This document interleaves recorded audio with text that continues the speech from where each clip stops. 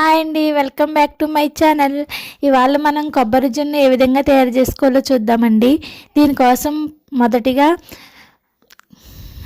Cup కొబ్బరి ముక్కలు తీసుకోవాలండి. పైన లేయర్ తీసేసుకోండి, ఉంచుకున్నా పర్వాలేదు. అలా తీసుకొని మిక్సీ పట్టుకోవాలండి. కొంచెం వాటర్ వేసుకొని మిక్సీ పట్టుకుంటే మనకి కొబ్బరి పాలు అనేవి రెడీ అవుతాయండి. వీటిని పక్కకి తీసుకొని కొన్ని కొబ్బరి పాలులోని కార్న్ఫ్లోర్ 3 స్పూన్లు వేసి కలుపుకోవాలండి.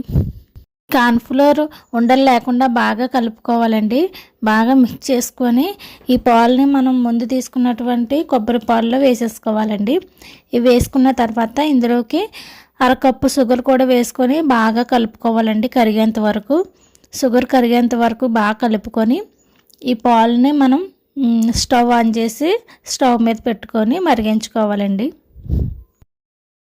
స్టవ్ మీద పెట్టిన తర్వాత మనం ఈ పాలని అలా మనం కదుపుతూనే ఉండాలండి, ఎందుకంటే అడుగట్టేస్తుందండి.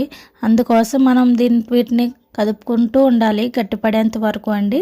వీడియోలో చూపిస్తున్న విధంగా చేయండి ఫ్రెండ్స్. ఖచ్చితంగా మీకు పర్ఫెక్ట్గా జున్ను అనేది వస్తుందండి. మీకు కొబ్బరి స్మెల్ ఇష్టం లేకపోతే ఇందులో కొంచెం ఇలాచీ కూడా వేసుకోవచ్చండి. నాకు కొబ్బరి స్మెల్ ఇష్టం కాబట్టి నేను వేయట్లేదు. చూసారా, ఈ విధంగా గట్టిపడుతుందండి. విధంగా గట్టిపడి మరీ లూజ్గా కాకుండా మరీ గట్టి కాకుండా మీకు తెలుస్తుందండి అది గట్టిపడేటప్పుడే. ఒకసారి చూడండి.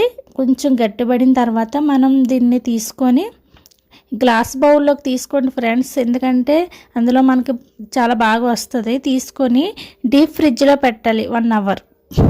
ఇలా డీప్ ఫ్రిడ్జ్లో పెట్టుకున్న తర్వాత చూపిస్తున్నాను చూడండి ఫ్రెండ్స్, చాలా బాగా వస్తుందండి.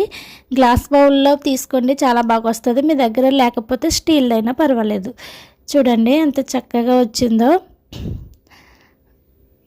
జున్ను అనేది చాలా టేస్ట్ ఉంటుందండి. నిజంగా ఒరిజినల్ జున్ను లాగే ఉంటుంది కొబ్బరి జున్ను కూడా. ఒక్కసారి ట్రై చేయండి ఫ్రెండ్స్. ఈ వీడియో కనుక నచ్చితే లైక్ చేయండి, షేర్ చేయండి, సబ్స్క్రైబ్ చేసుకోవడం మర్చిపోకండి ఫ్రెండ్స్.